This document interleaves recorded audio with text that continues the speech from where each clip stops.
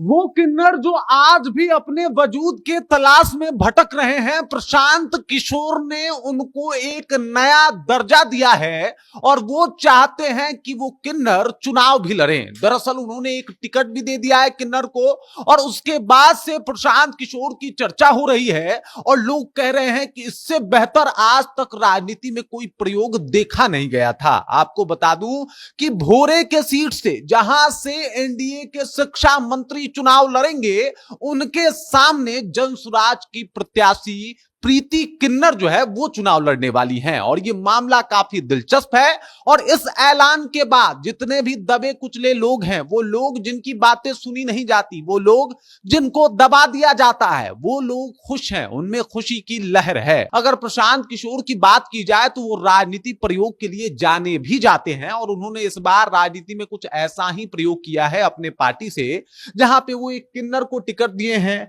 और एक किन्नर को टिकट देना कहीं ना कहीं अपने आप में एक बहुत बड़ा गट्स है, बहुत बड़ी उपलब्धि मानी जा सकती है, क्योंकि जहां भी टिकट बंटवारा हो रहा है इस आधार पे हो रहा है कि भाई साहब सामने वाले की जाति क्या है, सामने वाले का माहौल कैसा है, सामने वाले का भौकाल कैसा है, उसका बैकग्राउंड क्या है। लेकिन प्रशांत किशोर ने जिसको टिकट दिया है वो किन्नर समुदाय से आती है, यानी थर्ड जेंडर समुदाय से आती है और वो किन्नर समुदाय से आने के साथ साथ समाज सेवा में हमेशा से तत्पर रही हैं, जनसुराज की पुरानी मेंबर रही हैं और इसी वजह से जब फर्स्ट लिस्ट जारी किया जनसुराज ने तो उसमें उनको जगह दिया, उसमें उनका नाम था। यानी प्रीति किन्नर अब चुनाव लड़ेंगी और उनके सामने होंगे बिहार के शिक्षा मंत्री, जो कि अभी हालिया शिक्षा मंत्री हैं। इस बार जब वो चुनाव लड़ेंगे, भोरे से ही वो विधायक हैं, और इस बार जब वो भोरे से चुनाव लड़ेंगे तो उनके सामने होंगी प्रीति किन्नर। ये अपने आप में समाज को ये आईना दिखाना हुआ, एक बराबरी का एक तरीके से कहीं ना कहीं परचम लहराना हुआ